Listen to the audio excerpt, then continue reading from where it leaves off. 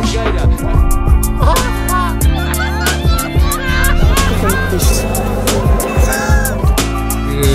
Claro que não, mano, porque imagina.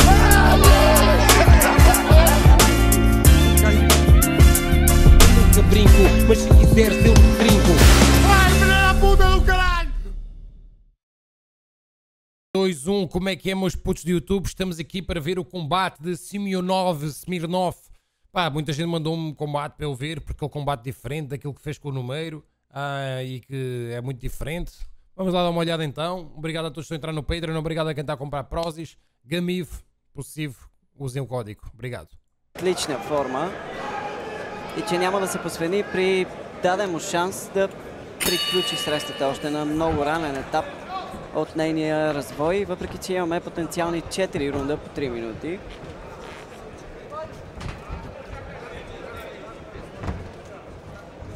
Виждате незабавно и разликата в начина, по който двамата вероятно ще се държат по време на срещата, колко широка разкрача на Чамасанян и от колко далечна дистанция той се опитва да бие ударите в тялото на първо време на съперника си.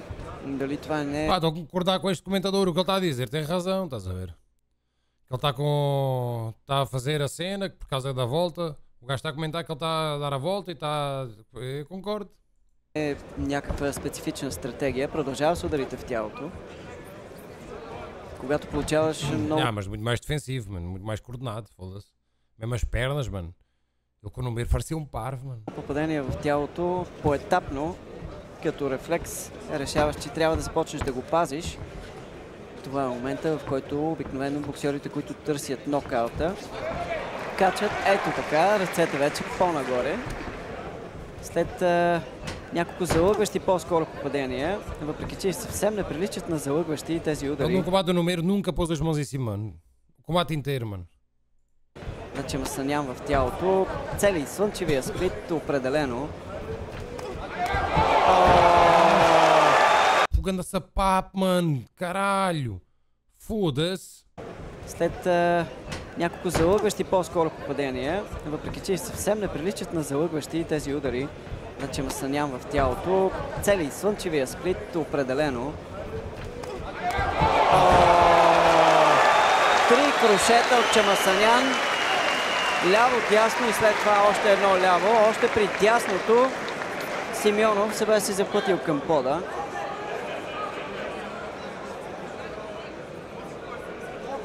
Проверява... Fosse o árbitro do Numeiro ao primeiro papo, já o árbitro estava no meio. Ei! Naval socos na cara do Numeiro. Георги Иванов, не само реакцията на Симеонов, а и начина, по който той евентуално реагира, когато биват издърпани ръкавиците. Опитах се да чуя какво казват от ъгъла на Симеонов. Още веднъж тежки удари в тялото за Чамасанян, който още веднъж с лявата ръка хвърля на бялата кърпа. Може би арбитъра не забеляза, че кърпата е хвърлена от ъгъла. Сега вече Георги Иванов вижда, че бялата кърпа е хвърлена.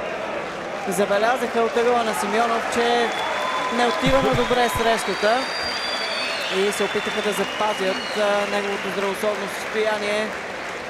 Нямаше как да спечели тази среща Симеонов при това съотношение на силите.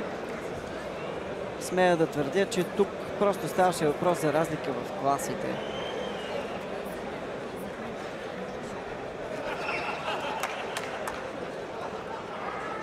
Ainda não deu uma. Ето, че думите на Григор Саруханян, че Робърт Чамасанян е максимално и оптимално подготвен, в крайна сметка се оправдаха. Acabou? Лявото круше се оказа... Acabou logo? Tiraram a toalha?